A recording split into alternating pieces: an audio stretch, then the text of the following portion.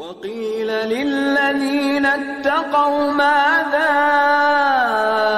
أنزل ربكم قالوا خيرا للذين أحسنوا في هذه الدنيا حسنة.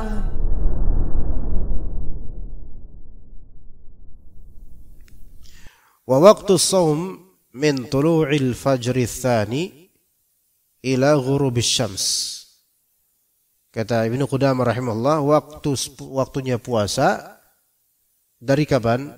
Min tulu'il fajri tsani, dari munculnya fajar kedua, ila ghurubis syams, sampai terbenamnya matahari. Sampai terbenamnya matahari di barat. Makanya gharb itu artinya barat. Orang barat itu gharb. Ya, maghrib barat.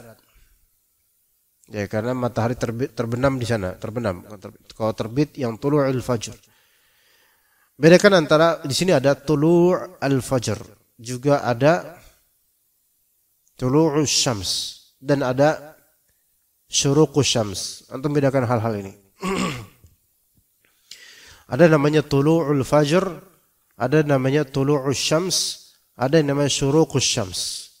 Ini tiga hal yang berbeda. Ya, tulu'ul fajr, munculnya sinar atau cahaya fajar. Kayak disebut fajar, berpijar, pijar, karena pijar itu fajar. Ya, secercah cahaya, pijar. Nah, tulu'ul fajr, munculnya fajar. Kemudian ada tulu'us syams, munculnya matahari. Kemudian ada syuruqus syams. Syuruq itu meningginya matahari sehingga musyriqah, yaitu sehingga dia memberikan sinarnya, mulai gitu. Ini dia agak meninggi sedikit. Nah, masing-masing ada hukum, ya kawan. Ada hukumnya. Kalau tulu'ul fajr itu terbagi menjadi dua. Tulu'ul fajril awal sama tulu'ul fajr ats-tsani. Munculnya fajar yang pertama ini disebut fajar kadzib. Ini disebut fajar kadzib, sekian menit, 15 menit atau setengah jam atau sekitar itulah sebelum masuk waktu subuh. Ini namanya fajar awal atau fajar kadzib, fajar bohong. Ya. Dan kemudian tulu'ul fajr ats-tsani ini masuk munculnya fajar yang kedua disebut fajar shadiq. Maka kalau ada orang namanya fajar shadiq, itu mungkin lahirnya pas waktu subuh tuh orang. Ya kan? Fajar shadiq. Tapi enggak ada yang dinamain fajar kadzib. Karena artinya fajar ngapusi, fajar bohong, ya. Jadi fajar shadiq itu fajar ketika masuk waktu subuh. Adapun subuh, nah subuh itu fajar dalam hadis subuh sama fajar kadang-kadang disinonimkan. Salatul fajar maknanya salatul subuh. Salat sunnah fajar maksudnya salat sunnah subuh. Kadang-kadang dalam hadis disebutkan salat fajar itu maksudnya adalah salat sunnah dua qobliyah sebelum subuh.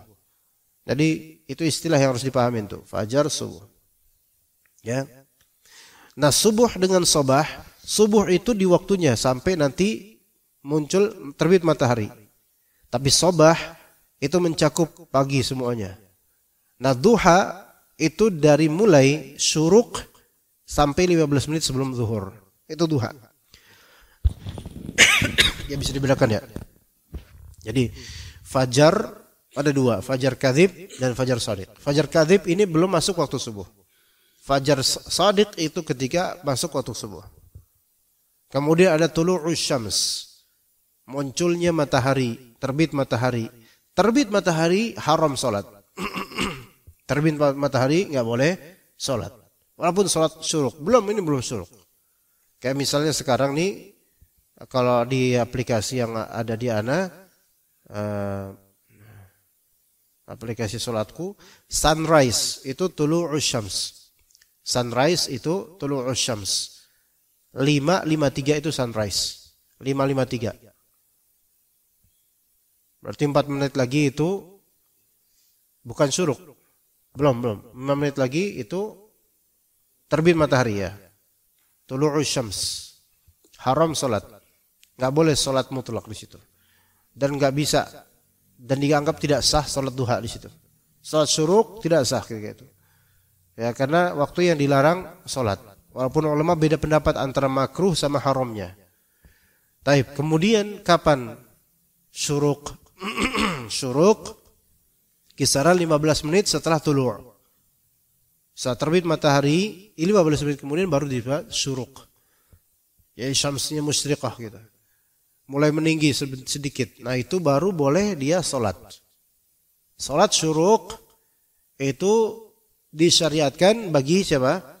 Bagi orang yang tetap di tempat dia salat subuh. Adapun orang yang tidak di tempat dia salat subuh, maka tidak terwujud hukum salat syuruk.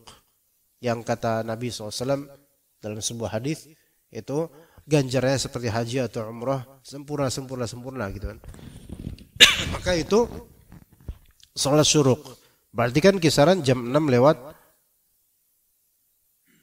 ya jam 6 lewat 10 lah, anggaplah jam 6 lewat 10 itu baru bisa salat syuruk. Dan salat syuruk itu hakikatnya adalah salat di awal waktu duha setelah berdiam di tempat salatnya.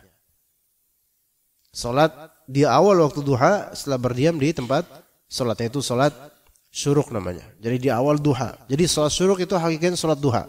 Namun dan kriteria awal waktu, awal duha, dan konteksnya dia masih di tempat salatnya, baik laki atau perempuan.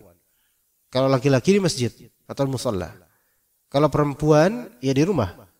Maka perempuan yang pengen salat syuruk untuk mendapatkan pahala yang besar seperti itu, maka dia tetap stay di kamar tempat dia salat. Enggak masak, enggak apa dulu. Cuman ya perempuan kalau istri-istri susah untuk kayak gitu, ngurus anak, ngurus makanan ya susah.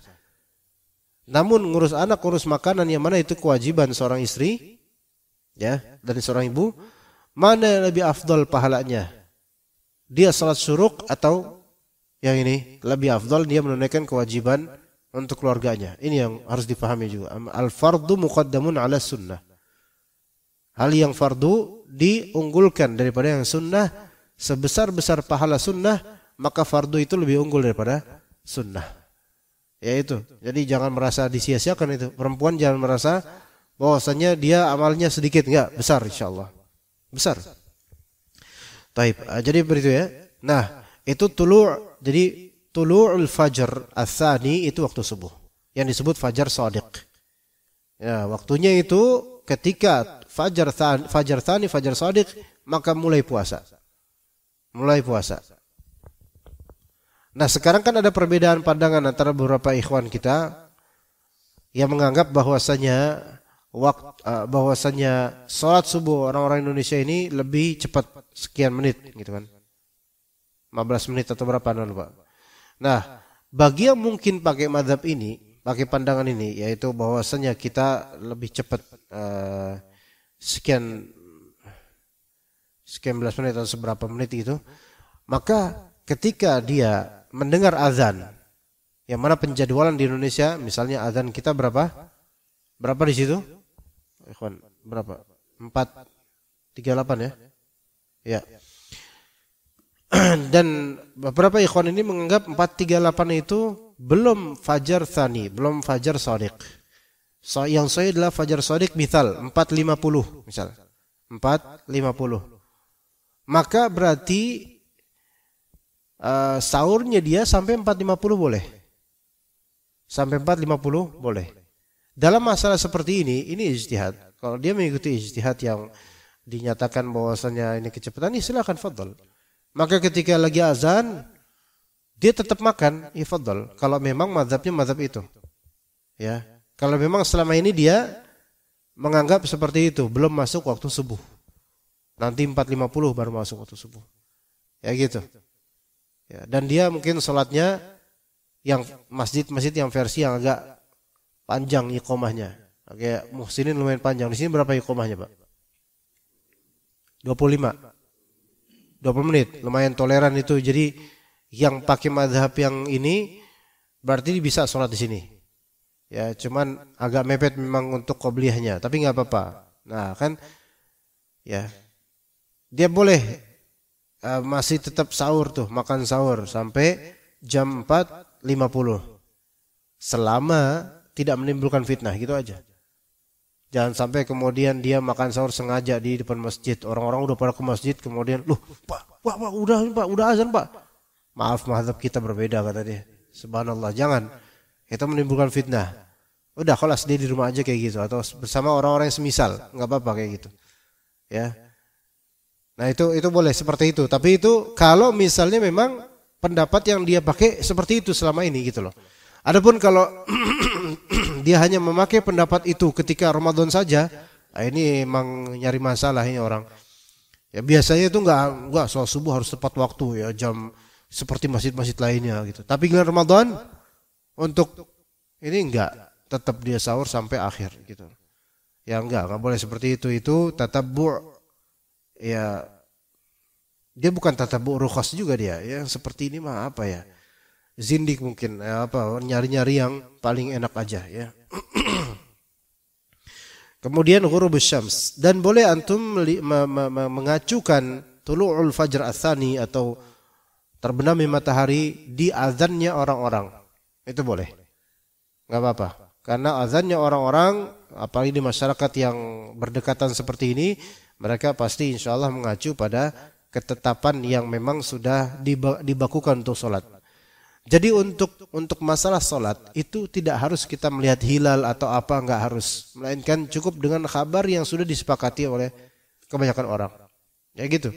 Enggak harus. Beda dengan masuk bulan berikutnya. Kalau bulan seperti Ramadan menuju Syawal atau Syawal itu harus dengan hilal, ru'yatul hilal.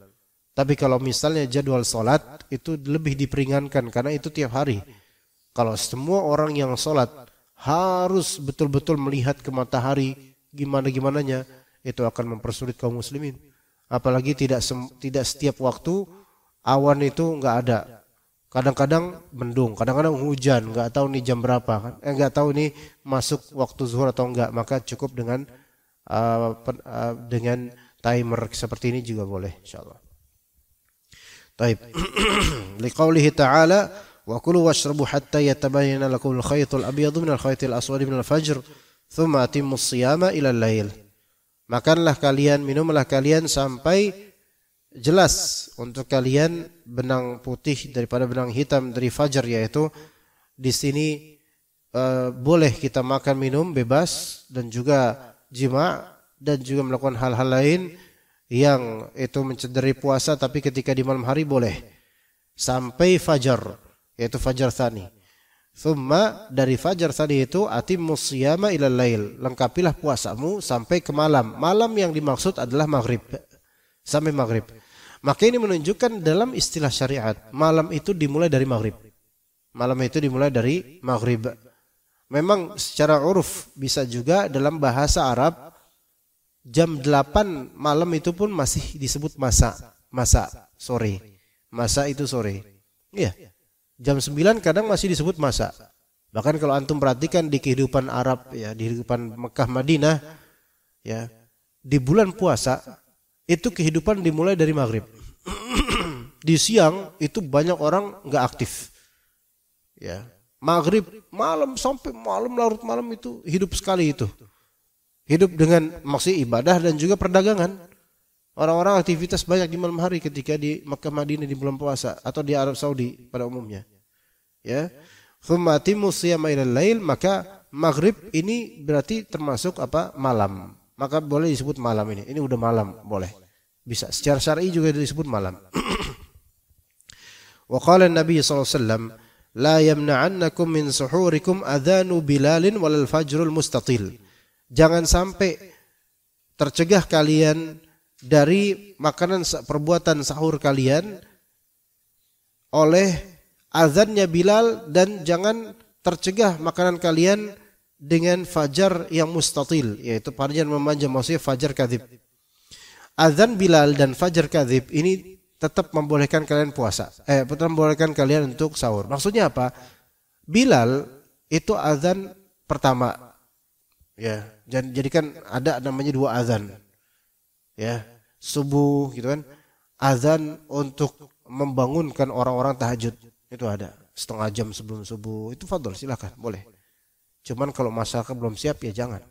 Muhsinin misalnya berinisiatif, saya pengen bangunin orang supaya tahajud, azan dia. Didatengin semua orang-orang, "Pak, ini belum azan, belum subuh, Pak." Wah, kata dia, "Ini sunnah." Ya benar sunnah sih. Tapi orang belum siap. Ya kan? Maka ada azan pertama. Biasanya kalau subuh itu azan pertama Bilal. Azan kedua azannya Abdullah bin Umi Maktum. Makanya di sini katakan jangan sampai azan Bilal, karena azan Bilal itu azan pertama, belum masuk waktu subuh, itu mencegah kalian dari makanan sahur kalian. Silakan makan sahur walaupun Bilal sudah azan. Jadi Bilal itu azan pertama sebelum waktu subuh, itu untuk membangunkan tahajud dan membangunkan orang puasa. Dan azan kedua, azan subuhnya Abdullah bin Umi Maktum, biasa begitu. Dan juga fajar kadzib jangan sampai membuat kalian berhenti puasa, berhenti sahur. Walakin al-fajr al-mustatir fil ufuq, melainkan fajar yang ada di ufuk sana. Ini fajar shadiq namanya, hadis hasan. Wa 'an Ibnu Umar anna an-nabiy sallallahu alaihi wasallam qala, Nabi sallallahu alaihi wasallam bersabda, "Idza aqbala al-lailu min hahuna wa adbara an-naharu min hahuna wa gharabatis syamsu aftara as-sha'im." Kalau misalnya malam sudah mulai dari sini dan siang sudah mulai berganti, berpindah pergi dan matahari sudah tenggelam, maka aftara as-sha'im, orang yang puasa itu iftar.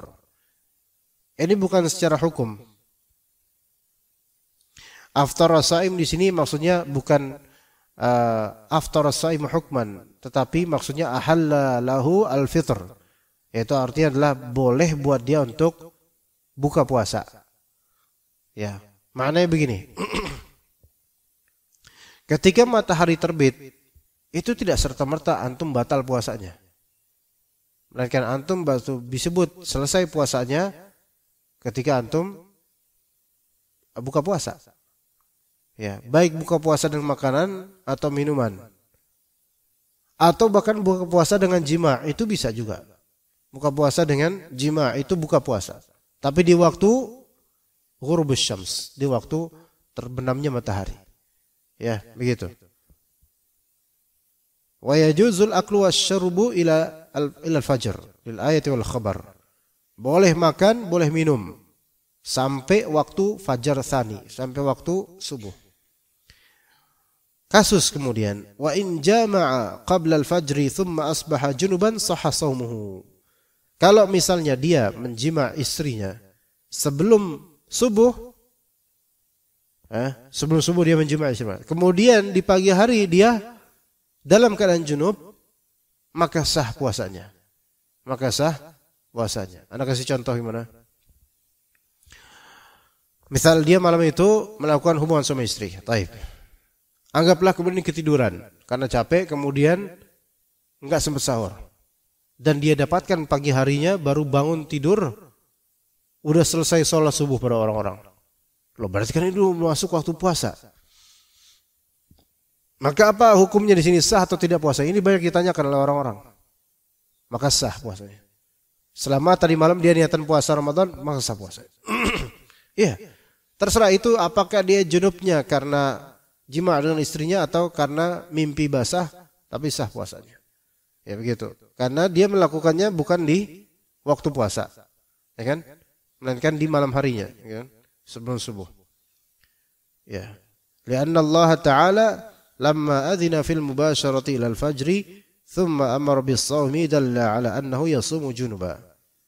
Karena Allah Subhanahu wa taala ketika mengizinkan, membolehkan untuk melakukan jima di malam hari sampai fajar, sampai subuh, kemudian memerintahkan puasa, itu menunjukkan bahwasanya boleh orang yang junub itu berpuasa. Ya. Selama penyebab junubnya itu sebelum fajar. Wa qad rawat Aisyah wa Ummu Salamah radhiyallahu anhuma anna an-nabiy sallallahu alaihi wasallam kana yusbihu junuban min jima'in ghairi ihtilam thumma yaghtasil wa yasum, muttafaqun alaih. Aisyah radhiyallahu anha meriwayatkan dan juga Ummu Salamah radhiyallahu anhuma bahwasanya Nabi sallallahu alaihi wasallam itu di pagi hari junub gara-gara jima tadi malam ghairi ihtilam. Ya, min jima'in ghairi ihtilamin. Karena jima dan bukan karena ihtilam, bukan karena mimpi basah. Nah, di sini kenapa disebut ghairi ihtilam? Untuk litakid aja, untuk menguatkan. Yang pada hakikatnya maklum bahwasanya Nabi dan para anbiya mereka tidak mungkin mimpi basah.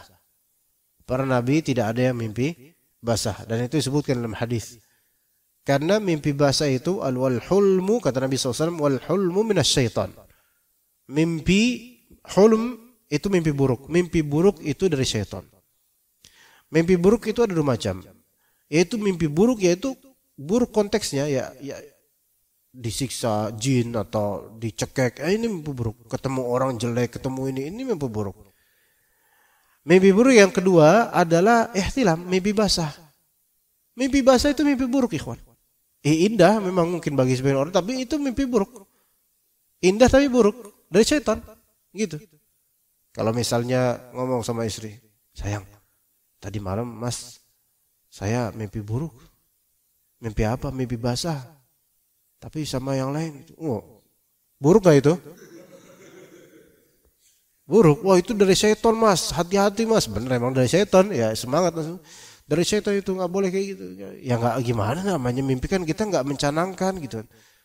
Tapi ya kalau bisa mimpi buruk ini mimpi buruk yang bagus ini deh gitu kata. Kalau bisa sering-sering gitu kan. Nah ini mimpi buruk. Jadi namanya mimpi basah itu mimpi buruk secara syar'i, mimpi indah secara perasaan, ya, tapi mimpi buruk secara syar'i. Dan itu tidak terwujud pada Nabi SAW, dan para Nabi juga mereka tidak mimpi seperti ini. Karena ini dari syaitan. Maka dia junub karena jima. Kemudian pada pagi harinya dalam keadaan junub, maksudnya di waktu subuh, udah masuk waktu puasa, baru kemudian tsumma yaghtasil wa yasum. Dia pun mandi dan puasa. Ya begitu. Nah sekarang juga begini, nih, gini.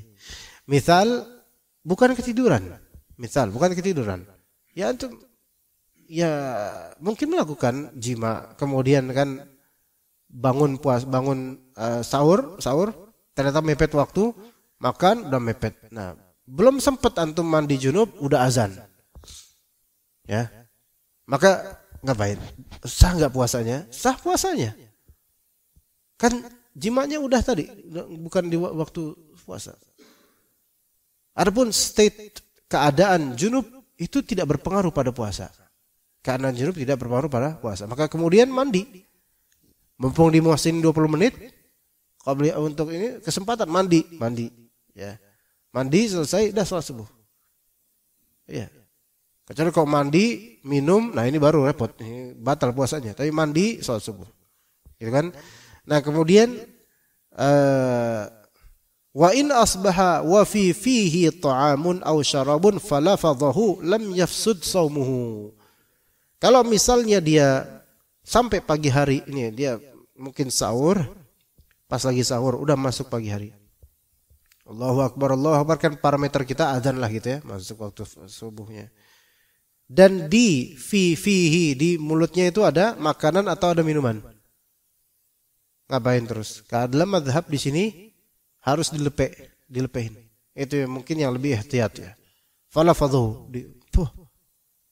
maka tidak rusak puasanya. Ada pendapat lain, apa-apa yang masih di mulut bahkan di tangan masih boleh dimakan. Ya, namun wallahu alam lebih ihtiyat adalah dah buang aja. Ya begitu. Wa in tala'al fajru, kalau misalnya fajar sudah muncul waktu subuh. Wa huwa yujami'. Nah, ini gimana ya, ini ilmiah ya. Kita enggak enak membahas kayak gini di masjid, tapi ini karena ilmu. Ya siapa tahu terjadi ya. Kalau misalnya muncul fajar dan dia dalam keadaan sedang jima. Ya subhanallah, masih sempet-sempetnya ini orang ya. Fastadama, udah tahu ada azan, Allahu akbar gitu kan. Kan itu kan parameter. Ya, gitu kan. Nanggung, Masya Allah. Apa? Fa'alaihi al-qadha wal kafarah. Dia terusin. Telah nanggung lah, sebagaimana kata bapak itu, gitu kan. Maka wajib atasnya untuk mengqadha dan membayar kafarah. Berat itu. Ya, lagian ngapain mepet-mepet kayak gitu kan? Udah tahu mau subuh bentar lagi. Ya, mungkin pas ngeliat istrinya menservis dia makanan mungkin kelihatan cantik atau gimana mungkin atau nggak tahan akhirnya terjadi itu kemudian Allahu Akbar Allah dan itu dalam keadaan masih jima. Maaf, maksudnya jima di sini maaf, yaitu kemaluan dengan kemaluan itu sudah terhubung itu maksudnya. Itu maksudnya di sini. Adapun maksudnya jima dari sini baru sebatas mencium atau apa, maka ini enggak. Walaupun diterusin ini enggak membatalkan, enggak. Faham beda aja, Pak. Maksudnya di sini fahami baik-baik. Ketika saling bercumbu, belum sampai dukhul, belum sampai masuknya zakar ke vagina, enggak sampai itu. Baru bercumbu, berpelukan dan seterusnya. Allahu Akbar, terusin pelukannya, terusin ciumnya dan seterusnya. Itu tidak membatalkan puasa. Itu bukan di sini yang dibaca yang dibincangin di sini adalah jima dalam maksudnya wata, yaitu dukhul, masuknya zakar ke kemaluan istrinya. Lagi proses seperti itu azan. Terus fastadama nerusin. Nerusin. Udah diingetin sama istrinya. Mas, udah Mas, ini azan Mas. Puasa Mas, Ramadan loh. Enggak, udah. Enggak, itu emang sesat dia, menyimpang itu. Enggak. Fa'alihil qadha wal kafarah, maka wajib atas Mas ini laki-lakinya. Kan kalau istri kan ya enggak bisa melawan, cuma bisa ngingetin, maka istrinya insyaallah enggak batal puasanya. Karena dipaksa. Nah, suaminya ini kemudian ya kecuali istri punya power lah. Mas, dilempar suaminya. Nah, ini ya Masya Allah ya. Tapi kalau enggak punya power ya udah mau gimana, asal tidak berusaha menikmati. Ya pasrah tapi menikmatin juga ya itu sama itu. Batal juga itu. Nah, tapi kalau suaminya maksa ya terus istadama fa'alihil qadha, wajib mengqadha nanti di bulan-bulan lainnya dan si suami ini wajib membayar kafarah. Dan didahulukan dengan apa? Dia coba puasa 2 bulan berturut-turut. Ya. Nah, setelah hal kayak gitu tuh pagi-pagi tuh kayak gitu tuh. Ya. Apakah dia karena batal puasanya, apakah dia setelah itu boleh sarapan bubur? Enggak boleh. Orang yang sengaja membatalkan puasa tanpa uzur di bulan Ramadan, maka dia tetap tidak boleh makan, tidak boleh minum setelahnya. Sebagai hukuman buat dia dan wajib atasnya apa?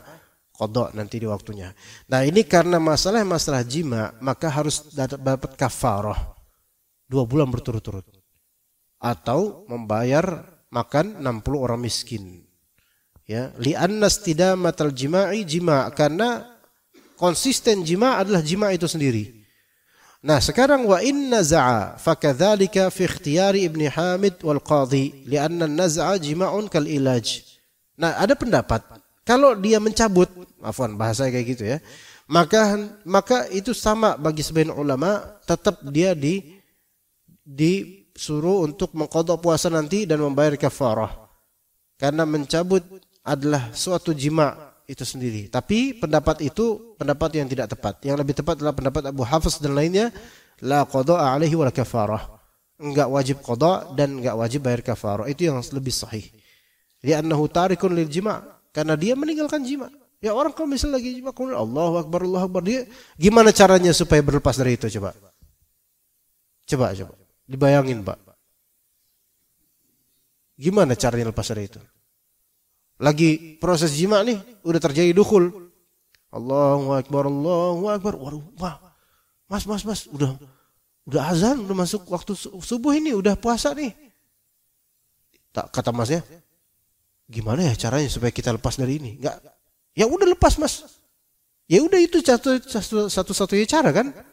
Ya udah, cabut gitu kan? Nah, karena di sini tarikun lil jima' dan nazar, yaitu mencabut kemaluannya itu adalah tidak ada cara lain untuk takhallus dari jima, untuk berlepas dari jima. Hanya itu caranya. Iya. Hanya itu cara taubatnya, hanya itu cara keluarnya, dah itu. Maka orang seperti ini khalas, dia memang meninggalkan hal itu. Maka tidak dihukumi qadha, tidak dihukumi kafarah. Seperti al-ghasib, ghasibul ard. Contoh lain misalnya nazirnya, misalnya adalah kasus lainnya. Orang yang ghasib, mencuri tanah. Orang yang merampas tanah orang lain. Cara bertaubatnya gimana? Ya. ya dia lepas tanah itu dan dia pergi dari tanah itu. Ya, misal dia merampas tanah masjid, misalnya itu bagian buat badminton di situ, lapangan. Dia bikin rumah di situ, merampas tanah masjid, misal. Ya. Akhirnya suatu saat, dan itu kan hak masjid. Ya. Dia menggosap, namanya gosap. Dan orang-orang pada nggak berani untuk menegurnya. Udah ditegur tapi dia marah semua. Maka kemudian dia taubat, suatu ketika dapat hidayah, taubat. Cara taubat dari situ gimana? Kan dia kan aslinya kan nggak boleh dia bertasarruf di situ, bikin rumah di situ, gerak-gerak di situ nggak boleh dia, karena itu tanah bukan milik dia. Cara taubatnya adalah ya udah dia hancurkan rumah itu, dia keluar dari situ, dia pergi dari tanah itu, ngancurin rumah itu, pergi jalan bergerak dari tanah itu hukumnya apa? Ya nggak haram, karena itulah satu-satunya cara untuk dia pindah dan keluar dari tanah ghasab dia itu. Begitu juga dengan ini. Ya maka kalau misalnya terdengar adzan Allahu Akbar dan langsung cabut. Jangan Allahu Akbar, bentar, 1 menit dulu. Ya, udah enak. Ya, walaupun belum terjadi keluar mani, maka ini tetap dianggap berarti apa? Tidak sah puasanya. Kemudian wa in akalan, terakhir wa in akala syakan fi tulu'il fajri sahha shaumuhu. Kalau misalnya dia dia makan tapi dia syak, yaitu dia ragu. Dia makan tapi dia ragu fi tulu'il fajr, ragu akan munculnya fajar. Dia makan. Udah masuk waktu subuh belum ya? Ya. Tapi dia makan. Masih ragu nih karena kok enggak ada kedengaran azannya. Ya. Atau dia di hutan, masuk waktu subuh belum ya? Kan enggak kedengaran azan itu. Maka pesah puasanya. Li'annal asla baqaul lail, karena pada asalnya tetap di malam hari. Namun sebaliknya, wa in akala syakan fi ghurubis syamsi batala shaumuh. Kalau misalnya dia makan ragu-ragu nih, ini udah masuk maghrib belum ya? Tapi dimakan. Batal puasanya. Ya. Gitu. Ragu-ragu dia. Ya. Batal puasanya. Pak ragu ini udah maghrib belum ya? Makan. Batal puasanya. Ya. Beda dengan yang apa namanya tadi? Sahur. Ini udah subuh belum ya? Makan. Enggak batal puasanya. Dia tetap dalam sahurnya. Ya. Begitu. Li'annal asla baqa'un nahar, karena asalnya masih tetap di siang hari untuk yang tadi buka puasa. Maka orang yang buka puasa ya, wah ini kan udah sore banget nih. Udah makan tapi enggak tahu sih sebenarnya, tapi enggak apa-apa makan aja lah. Yuk buka puasa. Maka kalau ternyata baru buka puasa 1 menit 2 menit kemudian Allahu Akbar lah. Gimana dong? Batal nggak puasanya? Batal, udah batal duluan. Gimana dong? Karena ketika dia dalam keadaan ragu seperti itu, dia nggak menunggu sampai yakin. Harusnya nunggu sampai yakin. Ya. Adapun kalau misalnya iklan sirup atau apa, dia nonton TV kemudian tiba-tiba ada Allahu Akbar dari situ ya. Tiba-tiba spontan dia minum. Gimana tuh? Kan kita ngacunya pada takbir ya, pada azan. Di rumah buka puasa bareng sekeluarga nih. Kan biasanya ada iklan-iklan sirup dan seterusnya. Maka kemudian Allahu Akbar gitu, tipuan dari iklan sirup, ngeprank gitu. Akhirnya, wah alhamdulillah, zahabat dzama wabtal. Udah kayak gitu udah. Lah, kok enggak ada asyhadu an la ilaha illallahnya? Ganti iklan. Lah, ini kan belum terus baru kemudian menantikan azan maghrib. Gimana dong? Mana udah 2 potong lemper gimana tuh? Ini bisa batal karena dia menikmati itu kan apa ya? Enggak mentahari dan enggak gimana ya? Apa namanya enggak mentahari itu? Enggak tabayun benar-benar gitu loh. Ya. Enggak berpikir gitu loh. Dan secara urf juga dia tahu bahwa ini belum masuk waktu maghrib. Kecuali kalau pertama kali diprank, mungkin nggak tahu. Ya, pertama kali tiba-tiba spontan minum, alhamdulillah saking pengen minum. Kalau itu mungkin masih diberi uzur karena salah sangka, mungkin masih. Ya. Tapi kalau udah biasa lihat TV sebelum maghrib, terus masih juga kena juga prank tersebut, maka ini nggak ada uzur, dia batal puasanya. Ya, taib seperti itu insyaallah. Ya udah masuk waktu syuruk ini 6:10 atau 15 dari waktu syuruknya. Kita cukup sampai sini insyaallah. Jazakumullah khair jaza. Sallallahu ala nabiyina Muhammad wa ala alihi wa sahbihi ajma'in. Subhanakallahumma bihamdika asyhadu an la ilaha illa anta astaghfiruka wa atubu ilaik. Assalamualaikum warahmatullahi wabarakatuh.